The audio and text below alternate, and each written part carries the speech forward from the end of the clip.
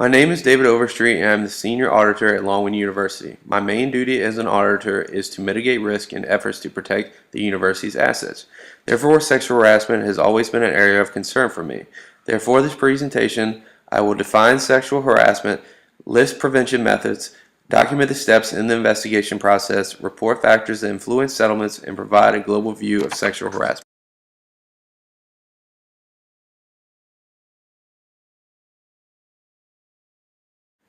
In recent fiscal years, the EEOC reported that there were 11,717 reported sexual harassment claims in fiscal year 10 that resulted in $48.4 million awarded to victims and 11,364 in fiscal year 11 that resulted in $52.3 million awarded to victims. Not only are these monetary amounts concerning for companies, but other negative factors include lower employee morale, increased employee turnover, increased legal costs, negative public opinion, and decreased stock price.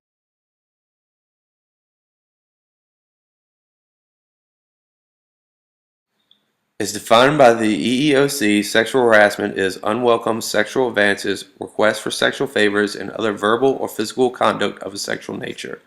Sexual harassment violates Title VII of the Civil Rights Act of 1964. Title VII protects employees who work for public or private employers with 15 or more employees against sexual harassment. Sexual harassment can occur between employee to employee, customer client to employee, and employee to customer client. In each situation, the organization can be held liable, but for this presentation, the focus will be sexual harassment that occurs between employee to employee.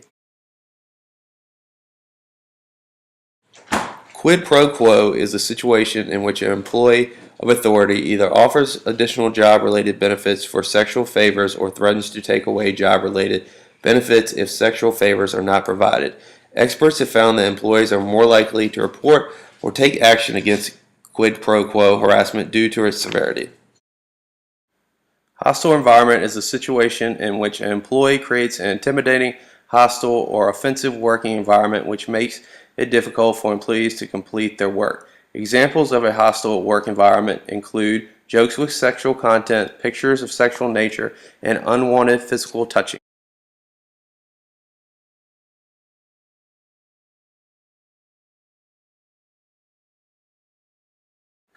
The most proactive way to prevent sexual harassment is to have sexual harassment policy in place which all employees can view. In the case of the Sixth Circuit in Clark versus UPS, the court ruling provided 4 parts all sexual harassment policies should include. First, the policy should address supervisors are required to report sexual harassment incidents. Second, the policy should cover the options employees have for filing informal and formal complaints. Third, the policy should document a method of filing a complaint while avoiding the harasser. Fourth, the policy should document the sexual harassment training the company offers and completes. By following these steps, companies can protect employees and limit the employer's liability.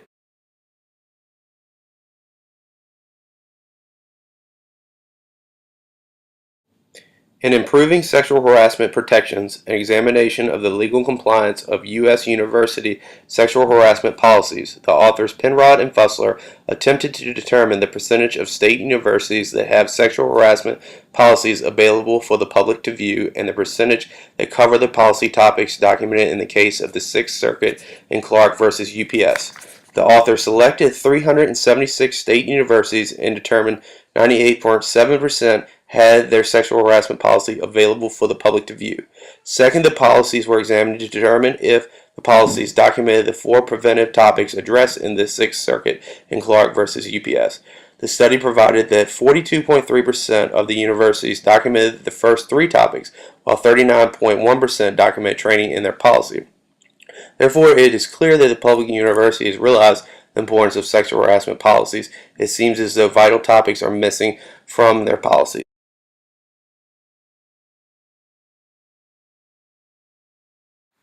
During this slide, I will go over the first 3 steps in the sexual harassment investigation. The first stage in the sexual harassment investigation is to ensure that the company has policies and procedures in place documenting the company's stance regarding sexual harassment. It should be noted that even if the company does not have sexual harassment policies or procedures in place, the company can still be held liable for sexual harassment. The second stage in the investigation is to receive and review the complaint and select an investigator. The claim should be reviewed and the investigation should be underway within 48 hours. Claims that are not reviewed in a timely manner not only place the employee and company at more risk, but it also results in the employee feeling as though the company does not value him or her as an individual or their claim. Different sources that could be used to investigate the sexual harassment claim include internal HR professionals and internal counsel from the legal department, external legal counsel, or external consultant who specializes in the field of sexual harassment claims. The company needs to look at the pros and cons for each source when selecting an investigator to review the claim.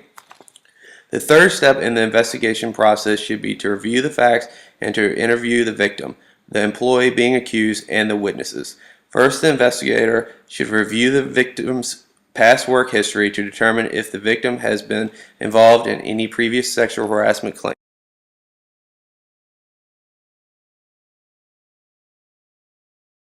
Questions for the victim should be designed to establish the name of the accused employee and the names of the potential witnesses, the specific behavior of the accused employee, dates, places, and whether medical attention was sought.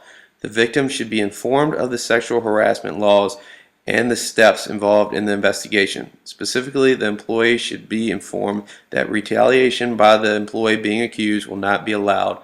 Finally, while it is not required, it is considered a best practice to have two people present during the interview to ensure verbal and nonverbal communication are being interpreted accurately. In interviewing the accused employee, it is vital that the employee is notified of the sexual harassment claim and the name of the person who is filing the claim. The employee should also be given an opportunity to respond to the claim. Questions that should be asked include whether the claim is true, was the action welcomed, and if other employees observed the actions.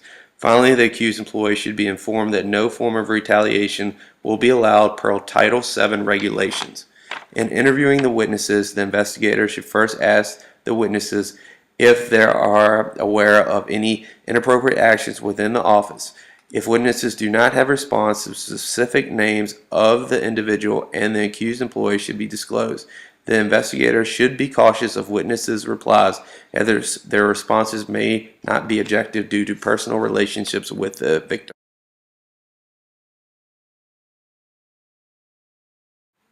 The fourth stage in the investigation involves evaluating the allegations and presenting findings in a report. The investigator's opinion in the finding report will be based on the company's policies and procedures, background research such as reviewing previous performance evaluations, employee write-ups, and previous claims on the employee.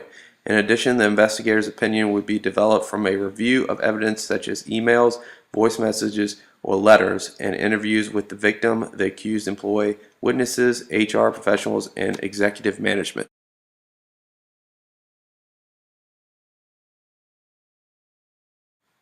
The fifth stage in the investigation process is taking appropriate action based on the finding report.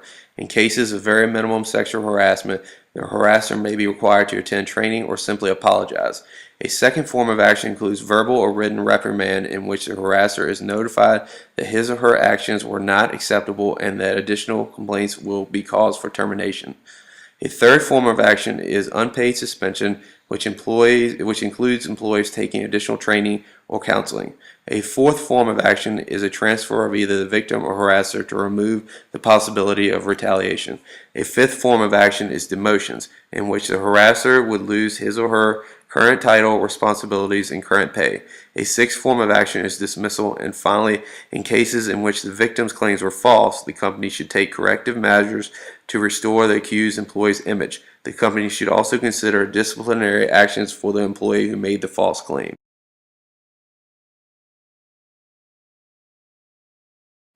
In the article EEOC Sexual Harassment Settlements and Empirical Analysis, the authors reviewed 65 settlement announcements from 1999 to 2010 by the EEOC, which dealt exclusively with workplace sexual harassment.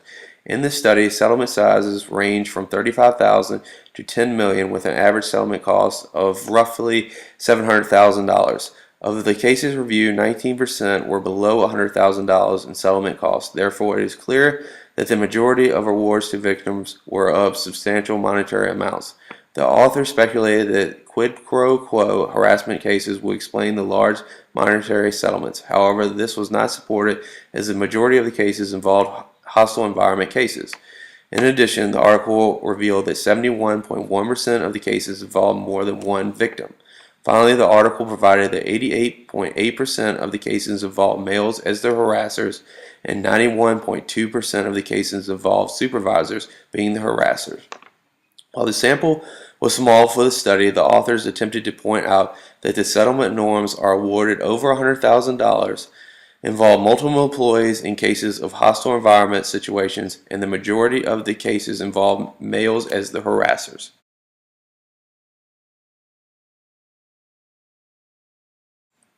To protect businesses against international liabilities, companies must research and understand employees' international legal rights to create policies and procedures that not only protect the employees but the company itself.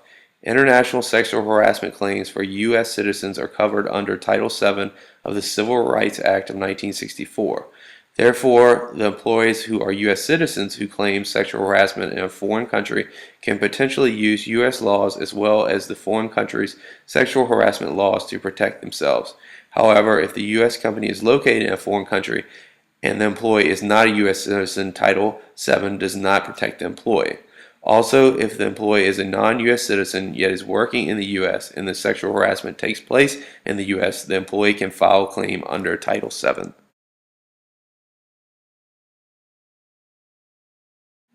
Due to the many diverse cultures across the globe, it is difficult for companies to define international sexual harassment. What is considered a social norm in one country may be considered sexual harassment in others. In Australia, Canada, and the UK, sexual harassment laws are very similar to the US. However, in countries such as Germany and Italy, even if the US company has a policy against sexual harassment and the employee breaks this policy, the foreign country may not consider the employee's action as justification for termination. One very different view of sexual harassment compared to U.S. view takes place in Thailand. If the employee receives benefits from the sexual harassment, the action is not considered illegal.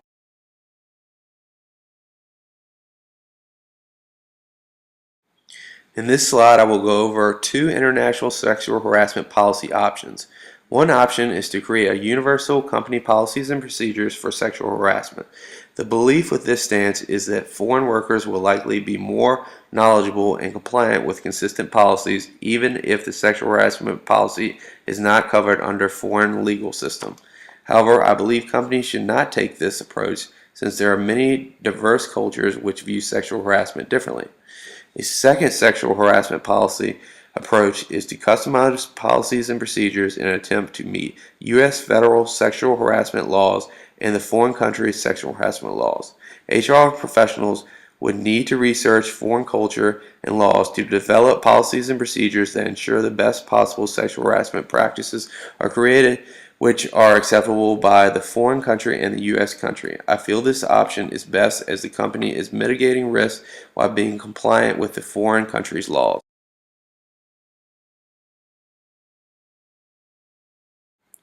In reviewing the definition of sexual harassment, prevention methods, steps in the investigation process, factors that influence settlements, and the global view of sexual harassment, I hope you are now more knowledgeable of sexual harassment.